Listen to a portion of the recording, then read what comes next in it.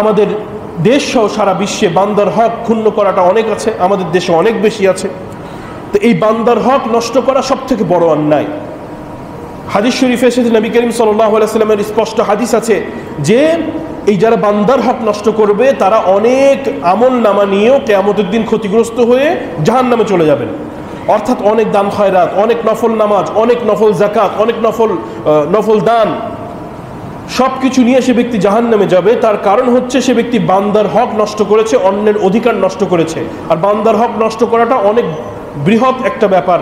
যেরকম যে ব্যক্তি ওজনে কম দিল সে বান্দার হক নষ্ট করলো, যে ব্যক্তি ধোঁকা দিল সে ব্যক্তি বান্দার হক নষ্ট করলো, যে ব্যক্তি একটা জিনিস বলে অন্য জিনিস বিক্রয় করলো সে বান্দার হক নষ্ট করলো, যে ব্যক্তি ঘুষ গ্রহণ করলো জোরপূর্বক সে ব্যক্তি বান্দার হক নষ্ট করলো, যে ব্যক্তি চাঁদাবাজি করলো সে ব্যক্তি বান্দার হক নষ্ট করলো, যে ব্যক্তি জমি দখল করলো সে ব্যক্তি বান্দার হক নষ্ট করলো। এই যে ব্যক্তি দুর্নীতি করে জনগণের টাকা আত্মসাৎ করে ফেললো সে ব্যক্তি অনেক বড় বান্দার হক নষ্ট করলো। এই যে প্রতিটি জায়গা বান্দার হক নষ্ট হচ্ছে, এই বান্দার হক নষ্ট করা যেটা হচ্ছে, এই নষ্ট করার বিচার কিন্তু আল্লাহ তাআলা করবেন।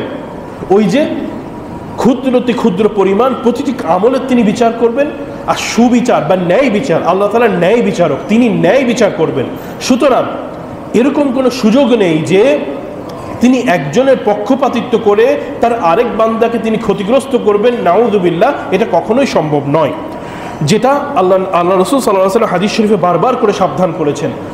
আর বান্দার হক যেই সমাজে নষ্ট করার টেন্ডেন্সি বেশি থাকে, সেই সমাজে বরকত থাকে না, সেখানে ফিতনা ফাসাদ, মানুষে মানুষে বিভেদ বেশি হয়।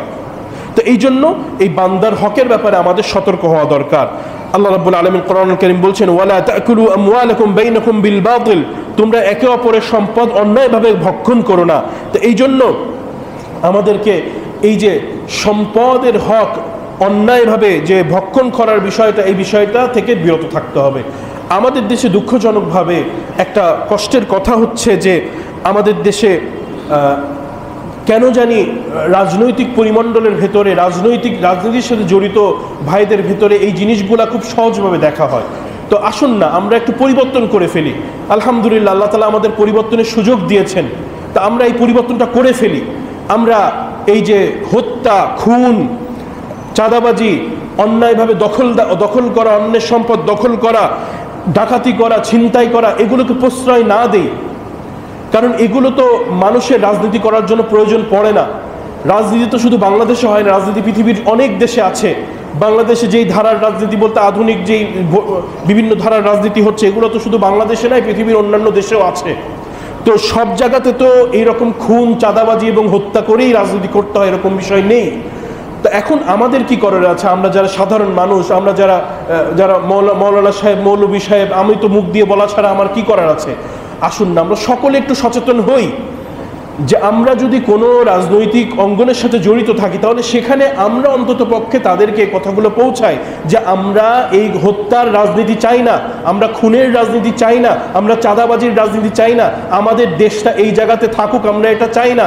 আমাদের দেশ আবারও হত্যাযজ্ঞের ভিতরে থাকবে, মানুষের শুধু রক্তপাত করবে, মানুষ হারিয়ে যাবে শুধুমাত্র রাজনীতির জন্য, স্বার্থের জন্য। মানুষ প্রত্যেককে চাঁদা দিতে হবে, চাঁদা না দিলে তার দোকান ভেঙে দিবে, লুটপাট হয়ে যাবে। এই রকম দেশ যেন আমাদের না থাকে। তো এরকম দেশ থাকলে কি আমরা আনন্দিত হব যে চাঁদাবাজির দেশে কি আমরা খুব খুশি থাকি?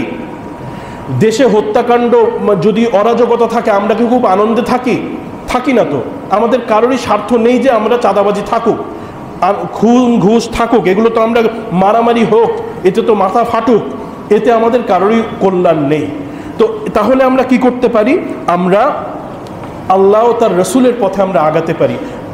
যারা যেখানেই আছেন, যে এই সমাজে, আমার দেশের সমাজে যে ব্যক্তি চাঁদাবাজি করে, যে ব্যক্তি ডাকাতি করে, যে ব্যক্তি অন্যায় করে, সে ব্যক্তিও তো কারণ না কারোর সন্তান, সে ব্যক্তিও তো হয়তো বা কোনো মুসলিম, তার নামটা মোহাম্মদ অমক, অথবা সে ব্যক্তিও কোনো মুসলমান নাম নিয়ে চলেন, অথবা জুমার নামাজে যান, অথবা ঈদের নামাজে যান, অর্থাৎ মুসলিম পরিচয় সে ব্যক্তির ভেতরেও আছে।